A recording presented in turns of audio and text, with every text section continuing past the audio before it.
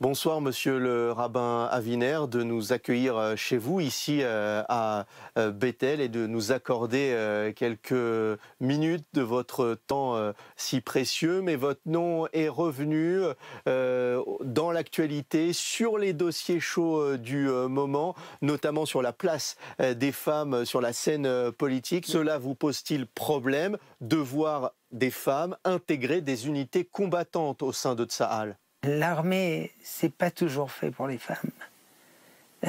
Moi, j'ai participé à deux guerres, la guerre des 6 jours et la guerre du Yom Kippourim. Et il n'y a pas eu de femmes, et puis je m'en suis sorti très bien sans.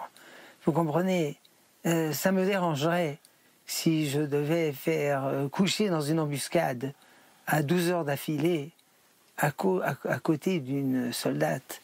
Ça me dérangerait fortement. Est-ce qu'il ne faudrait pas, dans ces cas-là, opérer un rapprochement plutôt que séparer ou condamner une orientation sexuelle? Le problème se divise en deux.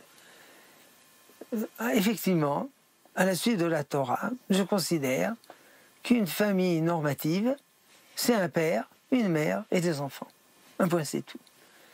Mais ça ne veut pas dire que je me mêle de la vie privée des gens. Chacun, et comme je l'ai dit, est majeur et vacciné, et il fait ce qu'il veut. Et je ne me mêle pas de ses affaires.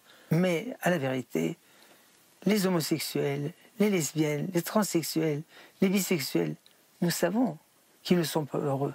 Nous savons que, par exemple, les suicides sont 5 fois plus que dans une autre population. Alors évidemment, on peut dire que les suicides, c'est à cause de l'attitude négative de la société. Ayelet Shaked est la personnalité politique la mieux à même pour diriger le bloc sioniste religieux, le parti sioniste religieux. Vous aviez émis des doutes quant à ses qualités de leadership. Cette dame, je la connais très bien. Et j'ai même appuyé sa candidature aux élections précédentes. Et elle était assise sur ces chaises-là. Et puis Bennett était assis là et on a parlé de façon très amicale et je les ai aidés. Mais elle a beaucoup de vertus politiques. Mais si nous parlons d'un parti religieux, elle n'est pas religieuse. Alors, c'est ce qui vous pose problème. C'est entre autres. Parce que pour être à la tête d'un parti de droite, il faut être quelqu'un de droite, fort. Un parti de gauche, il faut être un gauchiste. Vous pensez qu'une femme est incapable de diriger une formation politique? Mais là, nous parlons d'un parti religieux. Alors, pour être à la tête d'un parti religieux, ou d'une association de partis religieux, il faut être religieux. La religion, c'est pas quelque chose qui s'achète en magasin. Pourtant, dans l'histoire juive, on a vu déjà certaines femmes, comme je pense à Esther, la reine Esther, prendre des décisions politiques critiques pour le peuple juif. Si on veut être sérieux, on ne peut pas apporter des preuves anecdotales. Chaque règle a des exceptions.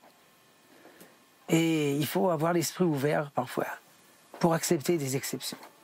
Mais de façon générale, il faut avoir une ligne très claire et très droite et la tenir bien. Je vous remercie.